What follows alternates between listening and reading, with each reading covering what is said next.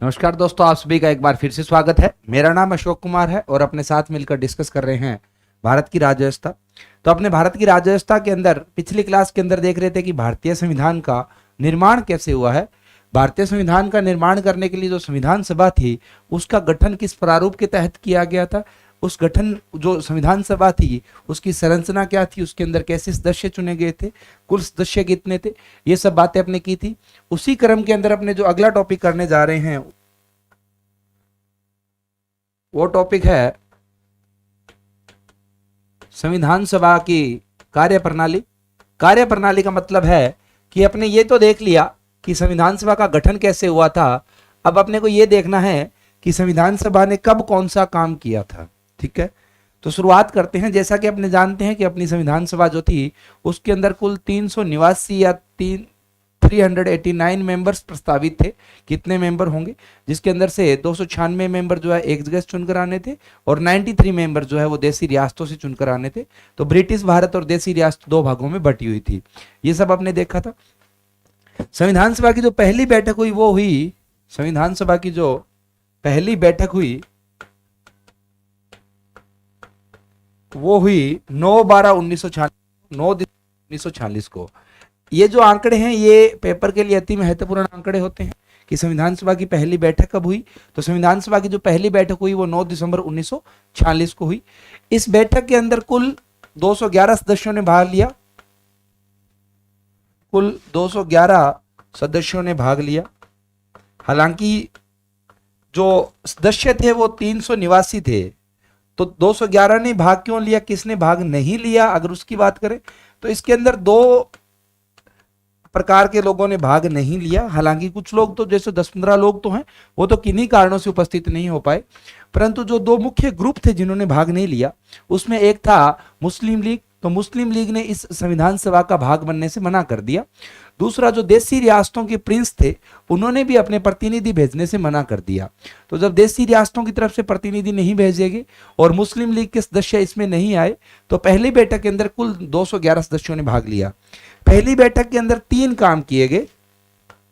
इसमें 3 कार्य हुए। क्या क्या मुख्य कार्य जो अपने देखें। पहला कार्य जो हुआ वो हुआ सच्चिदानंद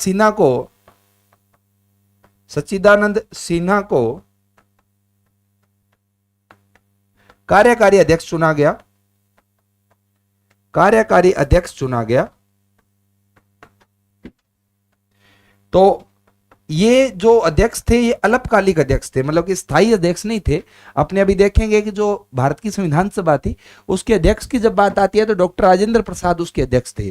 परंतु जब पहली बैठक हुई तो स्वाभाविक सी बात है जो सबसे सीनियर मोस्ट मेंबर होगा, जो सबसे पुराना सदस्य होगा, बुजुर्ग सदस्य होगा, उसको अध्यक्ष चुन लिया जाएगा।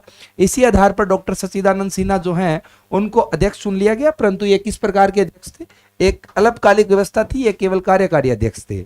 इसके अलावा पहली बैठक के अंदर 2 उपाध्यक्ष चुने गए। 2 उपाध्यक्ष चुने गए संविधान सभा के। ये 2 उपाध्यक्ष कौन, एक जो उपाध्यक्ष थे उनका नाम है हरेंद्र कुमार मुखर्जी। हरेंद्र मुखर्जी, ये जो हरेंद्र कुमार मुखर्जी है अपने इनको H.C. मुखर्जी के नाम से भी जानते हैं। तो एक उपाध्यक्ष किसको चुना गया है, हरेंद्र कुमार मुखर्जी को। इसके अलावा जो दूसरा उपाध्यक्ष है वो चुना गया है टी कृष्णामचारी को, या जिसको अपने कहते हैं थिरोविलेर थटाई कृष्णामचारी। थिरोविलेर थटाई कृष्णामचारी।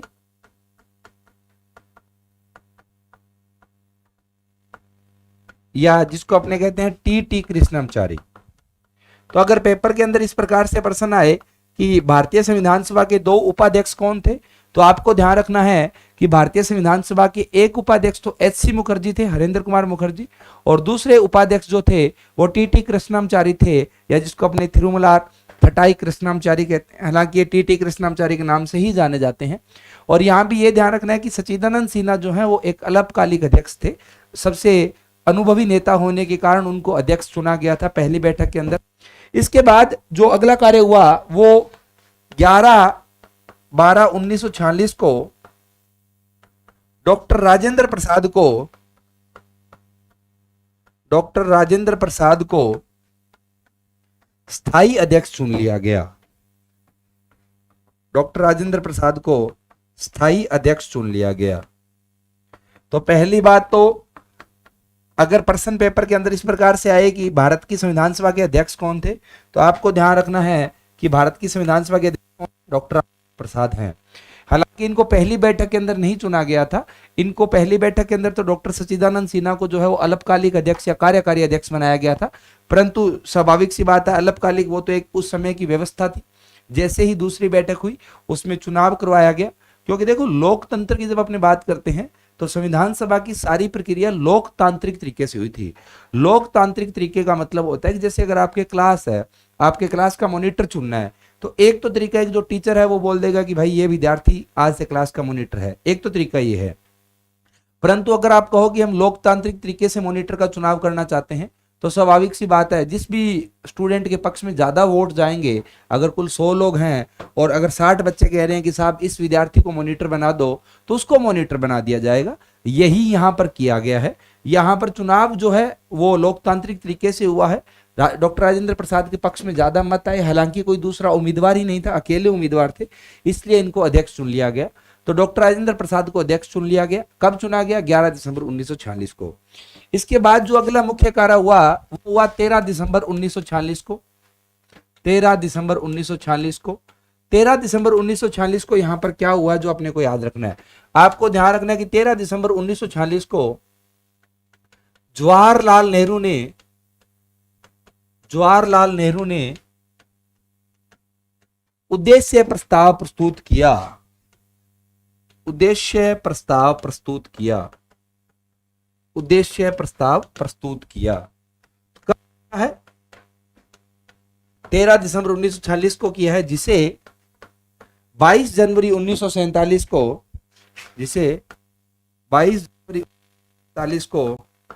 पारित किया गया। तो इसके अंदर से 2 प्रश्न बनते हैं इस आंकड़े के अंदर से कि पहली बात तो उद्देश्य प्रस्ताव होता क्या है। अगर उसकी बात करें तो उद्देश्य प्रस्ताव का मतलब है कि डॉक्टर जवाहरलाल नेहरू खड़े हुए और उन्होंने एक भाषण दिया।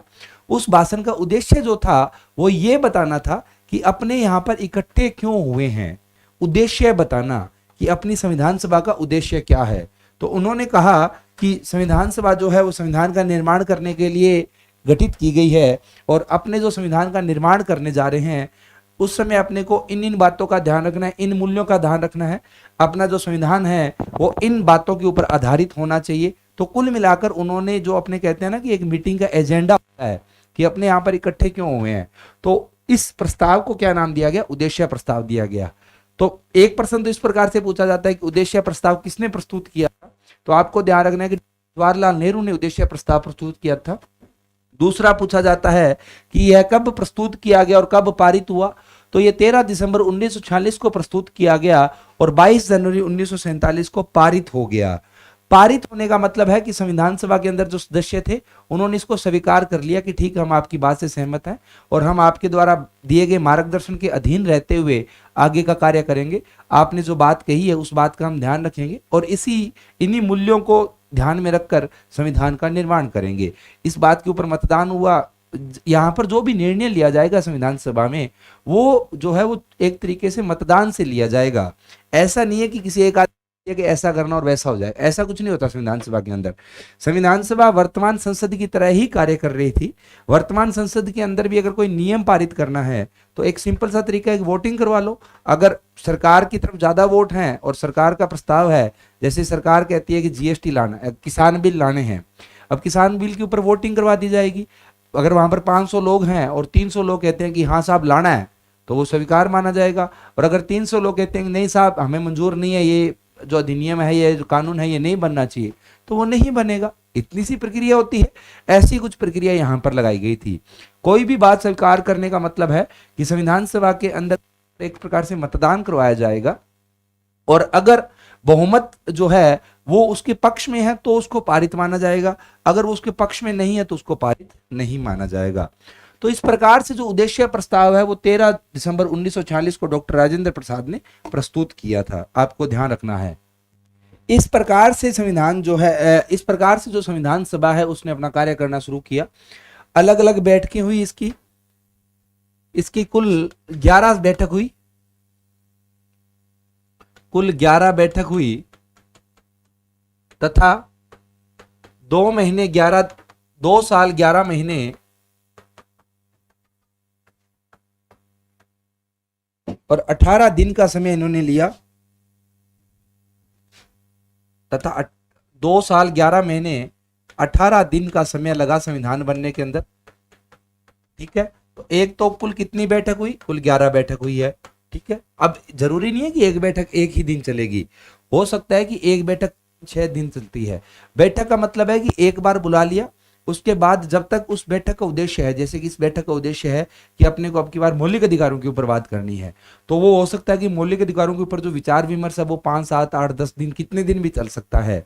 तो इस प्रकार से संविधान सभा की कुल कितनी बैठकें बुलाई गई थी? कुल 11 बैठकें बुलाई गई थी। संविधान सभा ने कुल कितना समय लिया संविधान बनाने के अंदर?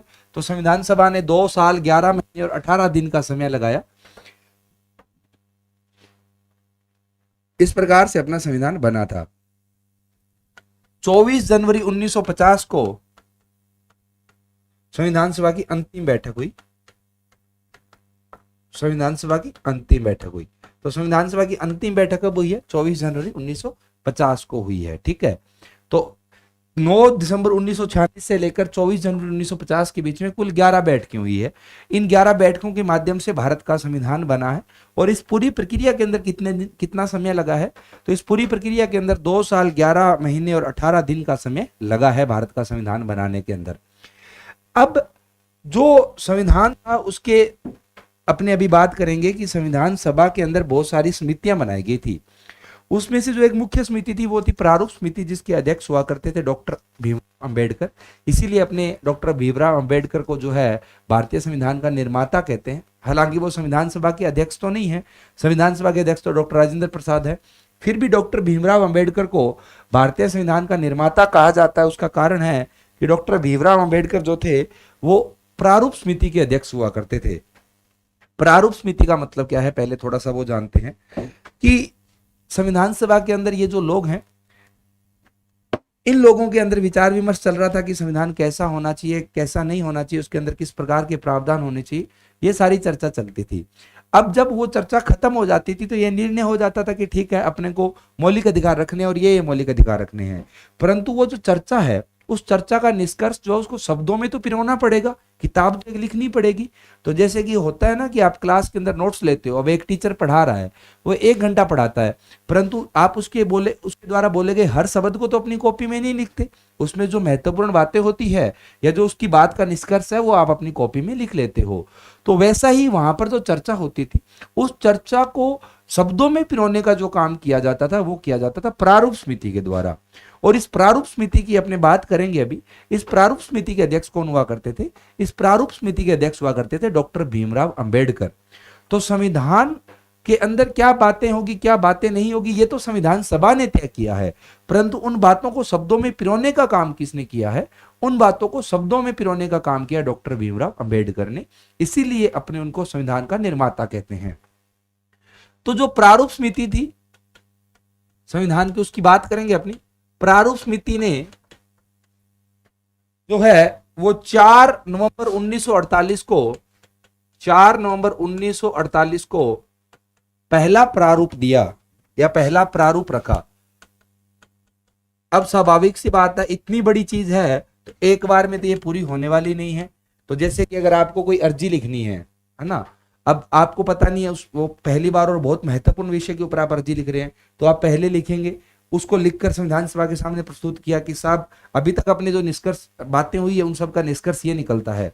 संविधान सभा ने उसके ऊपर गौर फरमाया, उसके प्रावधानों का जो है वह प्रावधानों के ऊपर रोशनी डाली, प्रकाश डाली, और अंत में संविधान सभा ने कहा कि ठीक है, बाकी सब तो ठीक है, बट ये इसके अंदर बदलाव करना है। तो 3 कुल प्रारूप आए थे। जो पहला प्रारूप था वो कब रखा गया? पहला प्रारूप रखा गया 4 नवंबर 1948 को। दूसरा प्रारूप जो संविधान का रखा गया संविधान सभा के सामने, वो रखा गया 1948 को, 15 नवंबर 1948 को। तीसरा और अंतिम प्रारूप जो रखा गया, तीसरा और अंतिम प्रारूप, जो तीसरा और अंतिम प्रारूप संविधान का रखा गया वो रखा गया 14 नवंबर 1949 को तो 3 प्रारूप रखे गए हैं। कब कब रखे गए हैं? पहला प्रारूप 4 नवंबर 1948 को रख दिया गया था, दूसरा 15 नवंबर 1948 को रखा गया, और जब दूसरे के अंदर जो सुधार थे उसके बाद जो अंतिम प्रारूप बना वो बना 14 नवंबर 1949 को। अंततः जो 24 नवंबर 1949 है, 24 नवंबर 1949 को संविधान सभा ने संविधान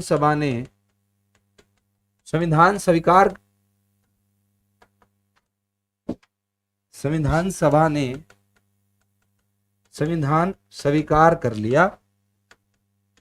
लिया तथा कुल 299 सदस्यों में से 299 सदस्यों में से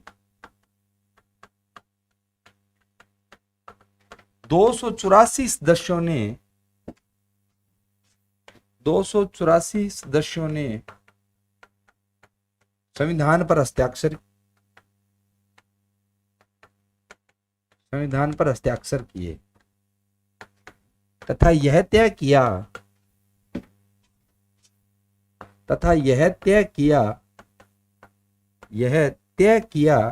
कि संविधान 26 जनवरी 1950 से लागू होगा। 26 जनवरी 1950 से लागू होगा।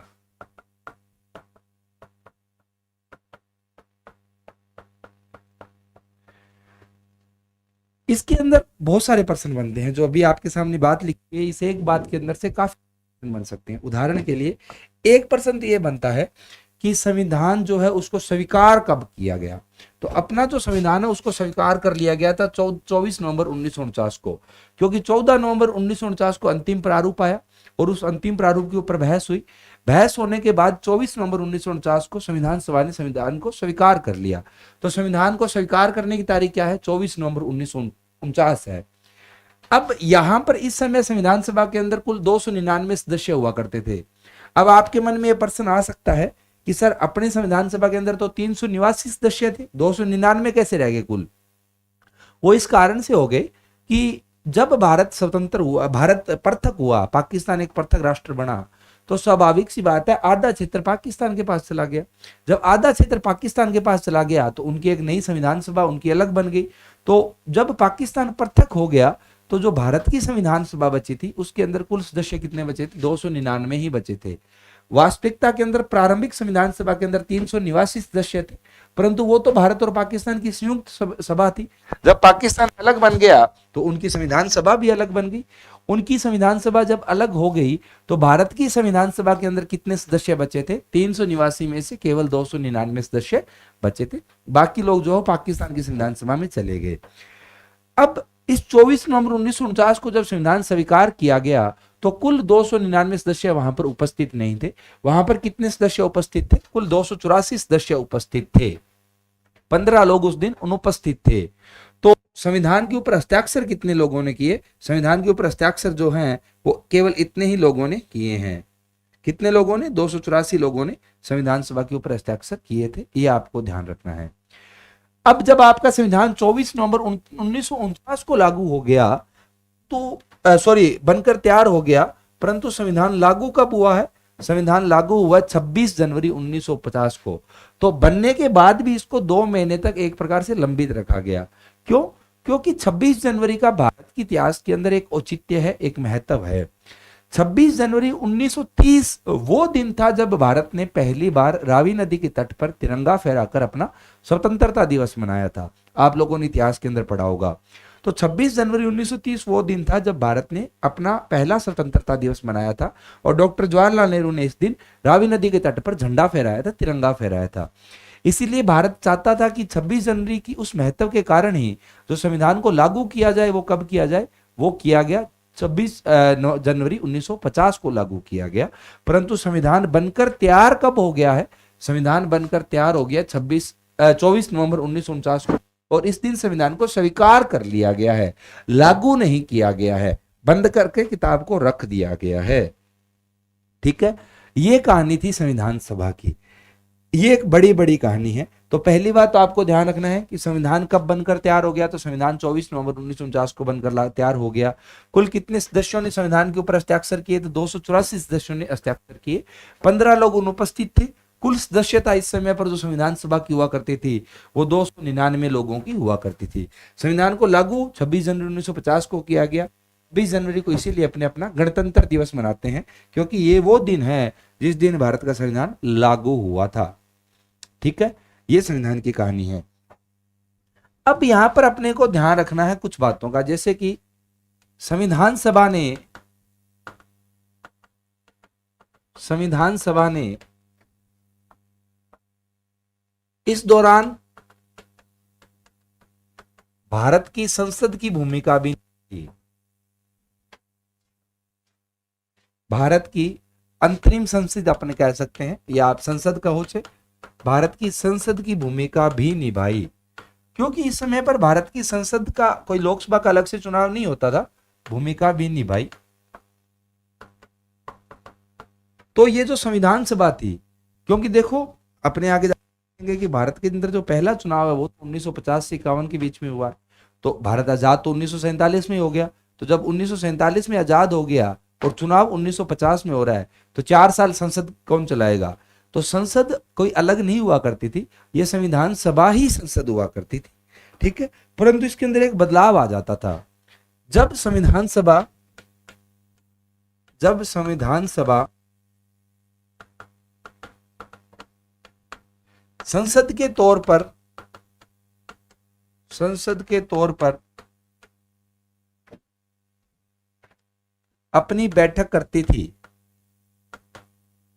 तो इसकी अध्यक्षता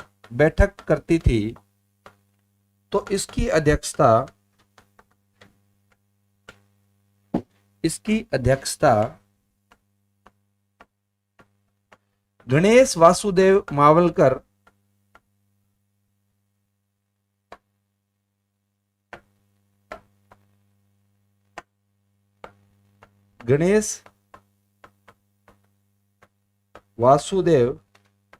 मावलकर या जिनको अपने जीवी मावलकर भी कहते हैं, जीवी मावलकर करते थे।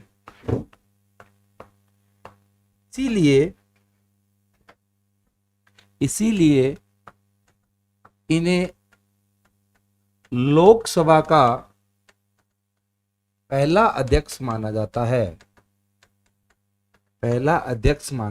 है।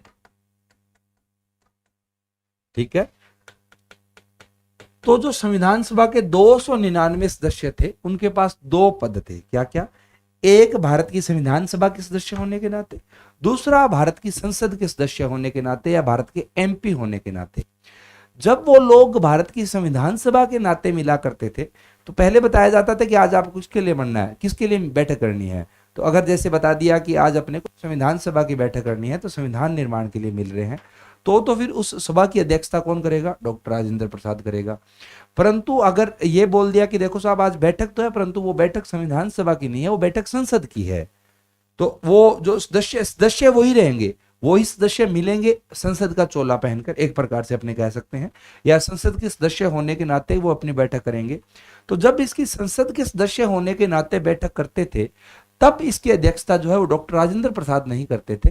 इसकी अध्यक्षता कौन करते थे? गणेश वासुदेव मावलकर करते थे, या जिनको अपने जीवी मावलकर कहते हैं। इसीलिए जीवी मावलकर जो है, इनको भारतीय संविधान का भारतीय लोकसभा का पहला स्पीकर या पहला अध्यक्ष भी माना जाता है। ठीक है, तो आपको ध्यान रखना है कि संविधान सभा जब संविधान सभा के नाते या संविधान निर्माण के लिए बैठक किया करती थी, तब तो इसकी अध्यक्षता डॉक्टर राजेंद्र प्रसाद किया करते थे। और जब यही सदस्य भारत की संसद के नाते बैठक किया करते थे, या भारत की संसद के सदस्य होने के नाते बैठक किया करते थे, तब इनकी अध्यक्षता कौन करता था? इनकी अध्यक्षता करता था गणेश वासुदेव मावलकर। तो संविधान सभा ने ये 2 कार्य साथ साथ किए हैं, संविधान निर्माण का और भारत की विधि निर्माण का, भारत के कानून निर्माण का, भारत की संसद होने के नाते। संविधान सभा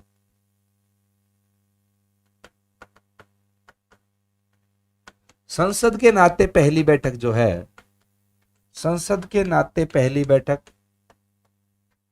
जो है वो 17 नवंबर 47 को की गई थी पहली बैठक। 17 नवंबर 1947 को की गई थी अंतिम बैठक, तथा अंतिम बैठक 24 नवंबर 1949 को हुई थी। सॉरी, अंतिम बैठक 24 नवंबर 1949 को हुई थी। ठीक है,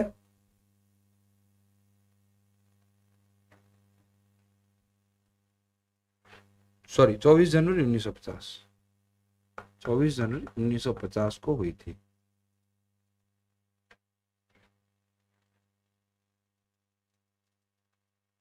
ठीक है, तो संविधान सभा ने दो कार्य एक साथ किए हैं, एक संविधान निर्माण करना और एक भारत की संसद की भूमिका निभाना। संसद के तौर पर जो इनकी पहली बैठक है वो 24 नवंबर 1950 को हुई है, सॉरी 1947 को हुई है। जब ये संसद के तौर पर बैठक करते थे तो इनकी अध्यक्षता कौन करते थे? इनकी अध्यक्षता करते थे जीवी मावलकर या गणेश वासुदेव मावलकर। इनका पूरा नाम पूछा जाता है कई बार पेपर में, तो इनका पूरा नाम जो था वो था गणेश वासुदेव मावलकर। ठीक है, ये संविधान सभा ने कार्य किए हैं। अब इसके अलावा संविधान सभा के अन्य कार्यों की अगर अपने बात करें, संविधान सभा द्वारा संविधान अन्य कार्य,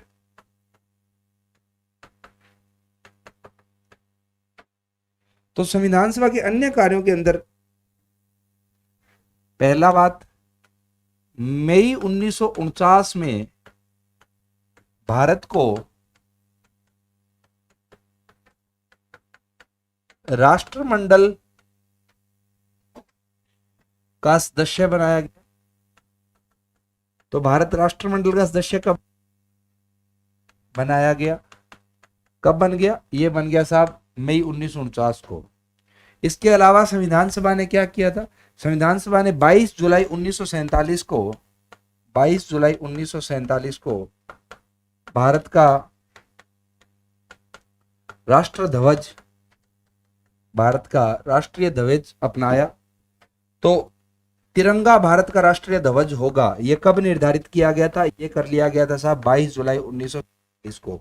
किसके द्वारा किया गया था? भारत की संविधान सभा के द्वारा किया गया था। तो तिरंगे को राष्ट्रीय ध्वज के तौर पर कब अपना लिया गया है? 22 जुलाई 1947 को अपना लिया गया है।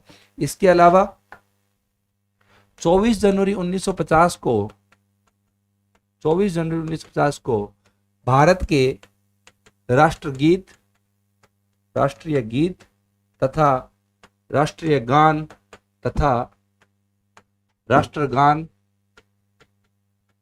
को अपनाया गया। तो जनगण मन जो है वो भारत का राष्ट्रीय गान बना, वो बना 24 जनवरी 1950 को। वैसे वंदे मातरम जो है, जो भारत का राष्ट्रगीत है, वो कब बना? वो बना 24 जनवरी 1950 को। तो 24 जनवरी 1950 को भारत का राष्ट्रगान और राष्ट्रगीत बना। इसके अलावा 24 जनवरी 1950 को ही भारत का पहला राष्ट्रपति डॉक्टर राजेंद्र प्रसाद को डॉक्टर राजेंद्र प्रसाद को डॉक्टर राजेंद्र प्रसाद को भारत का पहला राष्ट्रपति चुना गया, पहला राष्ट्रपति चुना गया।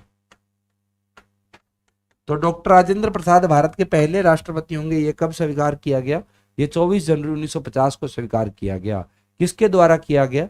यह भारत की संविधान सभा के द्वारा किया गया। ठीक है, तो ये सारे भारत की संविधान सभा ने किए थे।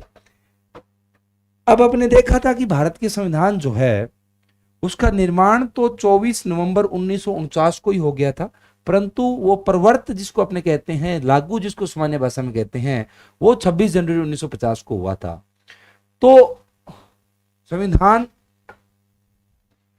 26 जनवरी 1950 को लागू हुआ, संविधान 26 जनवरी 1950 को लागू हुआ, परंतु 24 नवंबर 1949 को कुछ प्रावधान जैसे कि नागरिकता, जैसे कि नागरिकता, चुनाव, संविधान की व्याख्या से संबंधित प्रावधान लागू हो गए थे। संविधान की व्याख्या से संबंधित प्रावधान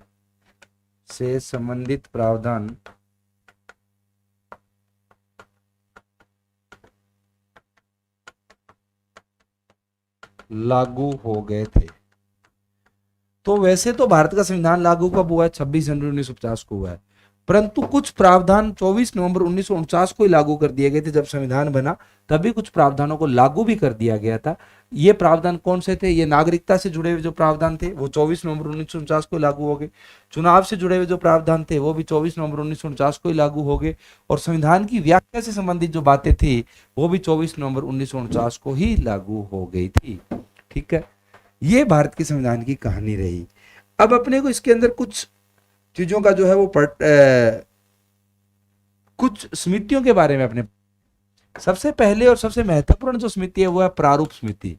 प्रारूप समिति जैसा कि मैंने बताया वो समिति जिसका काम था संविधान को या संविधान सभा के द्वारा निकाले गए निष्कर्ष को शब्दों में पिरोना।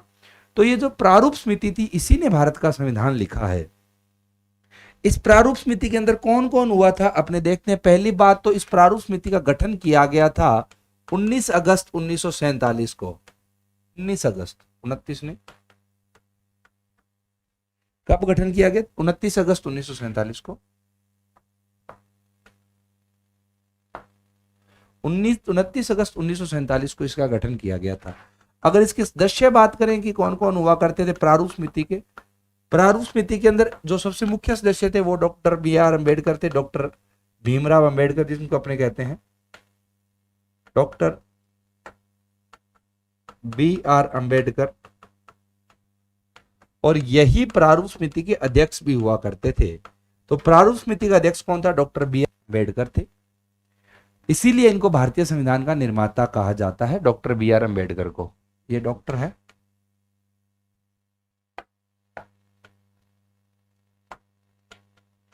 Doctor B are Ambedkar. ठीक है, इसके अलावा इस समिति में कौन हुआ करता था? तो इसके अंदर एक सदस्य जो महत्वपूर्ण सदस्य थे वो थे एन गोपाल स्वामी अयंगर।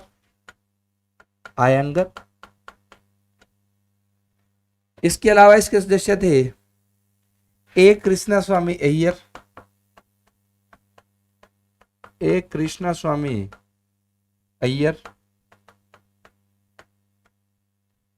3 ये हो गए। इसके सदस्य थे वो थे डॉक्टर के एम मुंशी। ये जो के मुंशी है बहुत बड़े विचारक थे। इसके अलावा इसमें एक मुस्लिम सदस्य भी हुआ करते थे जिनका नाम था सैयद मोहम्मद सादुल्ला।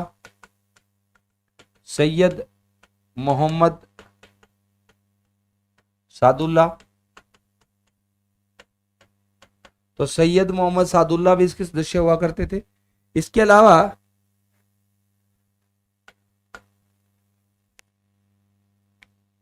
बीएल मित्र इसके सदस्य हुआ करते थे, बीएल मित्र, परंतु स्वास्थ्य कारणों से इन्होंने इस्तीफा दे दिया।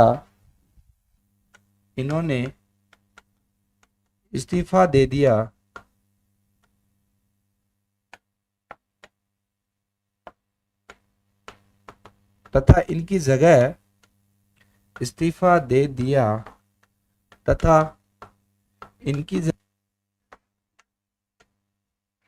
एन माधव राव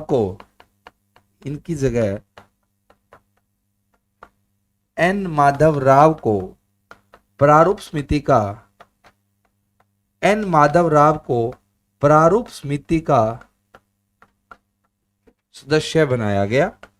तो प्रारंभिक के अंदर तो जो सदस्य थे वो थे बीएल मित्र, परंतु बीएल मित्र काफी बुजुर्ग थे और स्वास्थ्य कारणों से कहा कि जो प्रारूप समिति उसकी बैठकों में भाग नहीं ले सकता, क्योंकि मेरा स्वास्थ्य मेरा साथ नहीं दे रहा है तो मैं संविधान निर्माण के अंदर सहयोग नहीं कर पाऊंगा। इस कारण से बीएल मित्र की जगह किसको सदस्य बना दिया गया? एन माधव राव को संविधान की प्रारूप समिति का सदस्य बना दिया गया। इसके अलावा इसके एक और सदस्य हुआ करते थे, एक जो 7वें सदस्य थे उनका नाम था डीपी खेतान, परंतु इनकी मृत्यु के बाद, तो डीपी खेतान की मृत्यु होगी, परंतु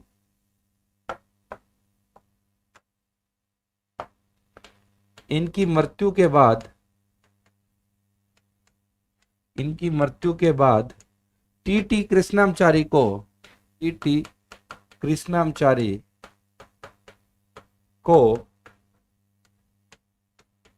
संविधान की प्रारूप समिति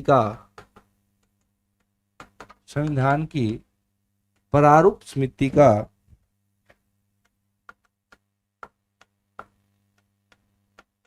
सदस्य चुना गया। तो प्रारंभ के अंदर जो थे वो थे डीपी खेतान, परंतु डीपी खेतान की मृत्यु हो गई और इनकी जगह किसने ली? इनकी जगह ली टीटी कृष्णामचारी ने। ठीक है, ये भारत की संविधान की प्रारूप समिति थी। आपको इसके सदस्यों का ध्यान रखना है, विशेषकर इसके अध्यक्ष का। तो इसके अध्यक्ष हुआ करते थे डॉक्टर बी आर अम्बेडकर, और इसके अंदर केवल एक मुस्लिम सदस्य था, इसलिए मुस्लिम सदस्य का नाम भी आपको ध्यान रखना है। इसके अंदर जो मुस्लिम सदस्य थे उनका नाम था सैयद मोहम्मद सादुल्ला, बाकी सारे हिंदू सदस्य थे। तो केवल एकमात्र मुस्लिम सदस्य जो थे वो थे सैयद मोहम्मद सादुल्ला। ठीक है, और इसके अध्यक्ष प्रारूप समिति के कौन हुआ करते थे? डॉक्टर बी आर अम्बेडकर हुआ करते थे। इसके अलावा प्रारूप समिति का एक सलाहकार भी हुआ करता था, जिसको अपने कहते हैं B N Rao. B N Rao को प्रारूप समिति का संवैधानिक सलाहकार चुना गया था। तो भारत के संविधान के अंदर संवैधानिक सलाहकार चुना गया था।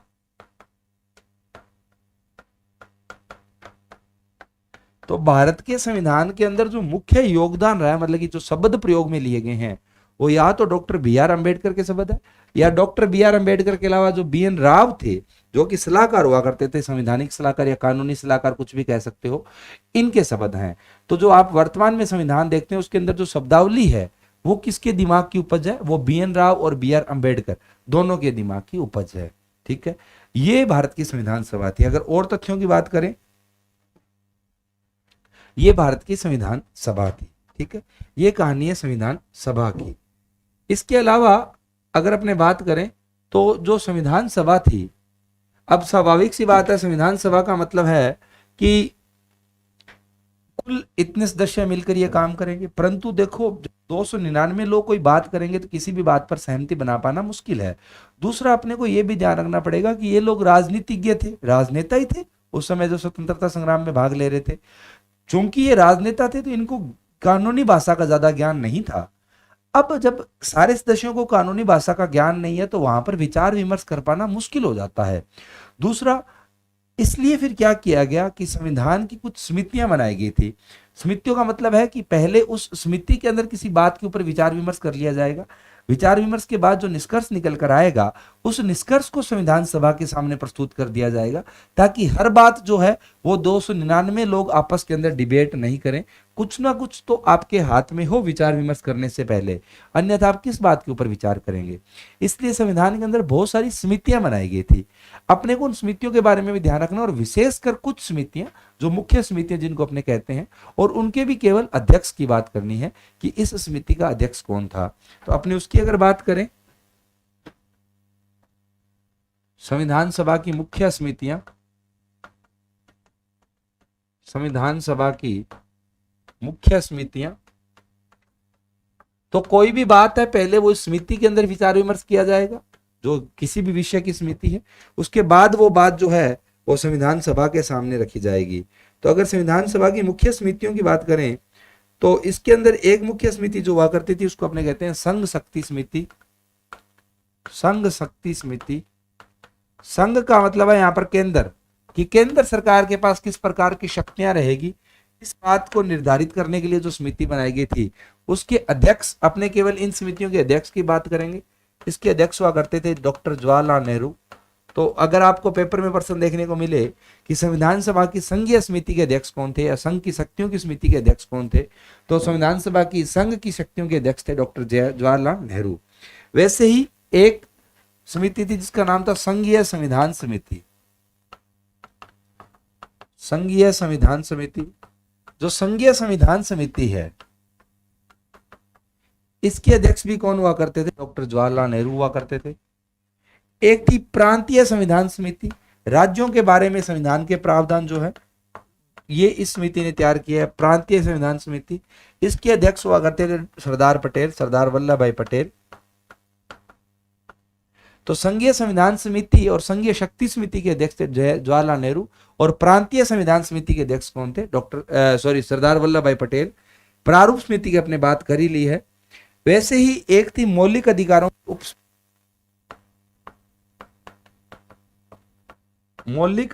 की उप समिति। तो ये एक समिति के अधीन बनाई गई एक समिति थी। ये जो मौलिक अधिकारों की उप समिति थी, इसकी अध्यक्षता करते थे जे बी कृपलानी। ठीक है। वैसे ही एक और मुख्य उप समिति थी जिसको अपने कहते हैं अल्पसंख्यक उप समिति। अल्पसंख्यक उप समिति, ये जो अल्पसंख्यक उप समिति है इसकी अध्यक्षता करते थे एच.सी. मुखर्जी, जिनकी अपने बात कर रहे थे हरेंद्र कुमार मुखर्जी, जो कि संविधान सभा के उपाध्यक्ष भी हुआ करते थे और यही अल्पसंख्यक उप समिति के अध्यक्ष भी हुआ करते थे। वैसे ही कुछ और उप समितियां थी, हालांकि अपने को उसके लिए जानने की ज्यादा जरूरत नहीं है। अब ये जो दोनों उप समितियां हैं,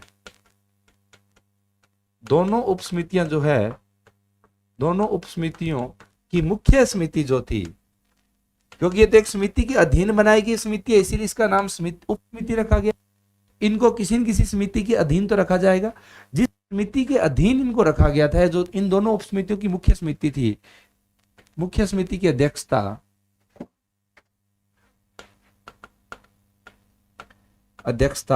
सरदार पटेल द्वारा की जाती थी, या सरदार पटेल करते थे, सरदार वल्लभ भाई पटेल करते थे। तो चाहे अल्पसंख्यक मामलों की समिति हो, चाहे वह मौलिक अधिकारों की समिति हो, इन दोनों की अध्यक्षता कौन करते थे? सरदार वल्लभ भाई पटेल किया करते थे। हालांकि सरदार वल्लभ भाई पटेल की जो समिति थी उसके अंदर दो और समितियां बना दी गई थी, एक अल्पसंख्यक मामलों के लिए और एक मौलिक अधिकारों के लिए। वैसे ही एक समिति बनी थी जिसका नाम था राज्यों से समझौता करने के लिए समिति। इसका प्रसारण आने की संभावना सबसे ज्यादा है, राज्यों से समझौता करने की समिति।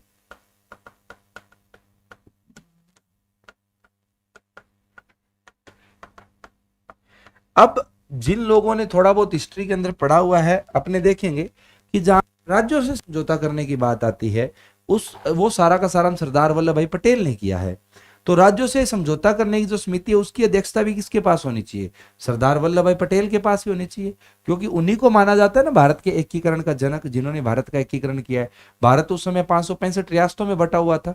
उन सबको एक साथ लाने का काम, या उन सबको इस बात के लिए तैयार करना कि आप सभी लोग, क्योंकि देखो चाहे राजा है, चाहे छोटे क्षेत्र का राजा है, पर राजा तो है। जब वह भारत को, अपने राज्य को भारत के अंदर मिला देगा तब तो वो राजा भी नहीं रहेगा। तो लोगों का राजवंश छीना जा रहा था, लोगों की गद्दी छीनी जा रही थी। तो ये जो सारा काम किया था वो सरदार पटेल ने किया था। इसीलिए यहां पर एक अपवाद है। तो राज्यों से समझौता करने की जो समिति थी संविधान सभा की, इसकी अध्यक्षता जवाहरलाल नेहरू करते थे। अगर आप कॉमन सेंस लगाओगे तो आप जो है सरदार वल्लभ भाई पटेल को इसका उत्तर मानोगे, परंतु ध्यान रखना है कि राज्यों से समझौता करने की जो संविधान सभा की समिति थी, इसकी अध्यक्षता किसके पास थी? सरदार वल्लभ भाई पटेल के पास थी। चूंकि ये दिखने में एक अपवाद सा लगता है, इसी कारण जो है यह पेपर के लिए बहुत ही महत्वपूर्ण तथ्य है। ये संविधान सभा की मुख्य समितियां थी और इस तरीके से संविधान सभा ने काम किया है। ठीक है। अब अगर अपने बात करें, इसके अलावा अगर कुछ और महत्वपूर्ण तथ्यों की बात करें, तो पहली बात तो अपने ध्यान रखना है, संविधान सभा का प्रतीक क्या था? संविधान सभा का प्रतीक लोगो होता है ना, तो इन्होंने हाथी को अपना प्रतीक माना था। तो संविधान सभा का प्रतीक क्या था, या मोहर क्या थी? हाथी था। ये अपने को ध्यान रखना है। संविधान सभा का अगर सचिव पूछे, सचिव, तो जो संविधान सभा के सचिव थे उनका नाम था एच अयंगर। क्या नाम है? एच अयंगर। तो संविधान सभा के सचिव कौन है? एच अयंगर संविधान सभा के सचिव थे। संविधान सभा में जो संविधान पर जो कारीगरी की है, उसको जो सजाया गया था, संविधान के ऊपर जो कारीगरी की गई है वो की गई है प्रेम नारायण द्वारा, प्रेम बिहारी नारायण द्वारा। तो जो ओरिजिनल संविधान जिसके ऊपर 200 हस्ताक्षर किए थे, वो उसके ऊपर बहुत सारी कारीगरी की गई है, उसको सजाया गया था। वो सजाया किसके द्वारा गया था? वो सजाया गया था प्रेम बिहारी नारायण द्वारा। ठीक है, इनको सुलेखक कहा जाता है। इसको क्या कहा जाएगा? सुलेखक। सुलेखक का मतलब है कैलीग्राफी। कैलीग्राफी का मतलब क्या है कि संविधान सभा प्रारूप समिति ने संविधान बना दिया, 284 लोगों ने संविधान स्वीकार कर लिया। अब उन सब बातों को इटालिक भाषा के अंदर हाथ से लिखा गया था, हस्तलिखित कॉपी तैयार की गई थी सजा सजा कर। वो जो हस्तलिखित कॉपी जो राइटिंग है, वो राइटिंग प्रेम नारायण बिहारी की है। ठीक, हालांकि इसको सजावट जो शांति निकेतन के लोगों ने की थी। शांति निकेतन जो है वो रविंद्रनाथ टैगोर की संस्था हुआ करती थी शांति निकेतन, उसके कलाकारों के द्वारा इसको सजाया गया था, इसकी बॉर्डर वगैरह बनाई गई थी। परंतु ये जो प्रेम बिहारी नारायण है, ये सुलेखक थे। सुलेखक का मतलब है संविधान की जो कॉपी थी उसको हाथ से लिखने का काम किसने किया है? इसने किया है, इसलिए इनको सुलेखक कहा जाता है। हस्तलिखित कॉपी है इटालिक भाषा के अंदर। ठीक है, और मूल संविधान का है जो हिंदी, मूल संविधान का हिंदी रूपांतरण जो है, या मूल संविधान की हिंदी प्रतिलिपि को, मूल संविधान की हिंदी प्रतिलिपि, बाद में जब इस संविधान को हिंदी में ट्रांसलेट किया गया तो इस जो हिंदी की प्रतिलिपि थी वो लिखी है वसंत कृष्ण वेद ने। वसंत कृष्ण वेद द्वारा लिखा गया है। तो अंग्रेजी कॉपी किसने लिखी है? प्रेम नारायण बिहारी ने। हिंदी कॉपी किसने लिखी है? वसंत कृष्ण वेद है। ठीक है, तो ये संविधान सभा से जुड़े हुए महत्वपूर्ण तथ्य है। इस प्रकार से 24 नवंबर 1949 को भारत का संविधान बनकर लागू हो गया, भारत का संविधान बनकर तैयार हो गया। परंतु भारत का संविधान लागू हुआ 24 जनवरी 1950 को। उन्होंने 2 महीने तक इंतजार किया कि बनकर तैयार था, स्वीकार भी कर लिया गया था, 284 लोगों ने हस्ताक्षर भी कर दिए थे। परंतु चूंकि जो 26 जनवरी है उसका भारतीय इतिहास के अंदर एक अपना अलग महत्व है, तो उसी महत्व को दर्शाते हुए 26 जनवरी 1950 तक का इंतजार किया गया और 26 जनवरी 1950 को भारत का संविधान लागू हो गया। इस तरीके से भारत का संविधान बनाया गया है। ये सारी प्रक्रिया भारत के संविधान को बनाने के लिए अपनाई गई थी और इस समय रेखा के अंदर भारत का संविधान बनकर तैयार हुआ है। ये सारी कहानी है भारत के संविधान के निर्माण से संबंधित। तो इसी के साथ अपना भारत का संविधान का निर्माण की जहां तक बात है, ये टॉपिक कंप्लीट होता है। अगली क्लास में अपने एक नया टॉपिक शुरू करेंगे। देखते रहिए। Have a good day. Thank you. Keep watching.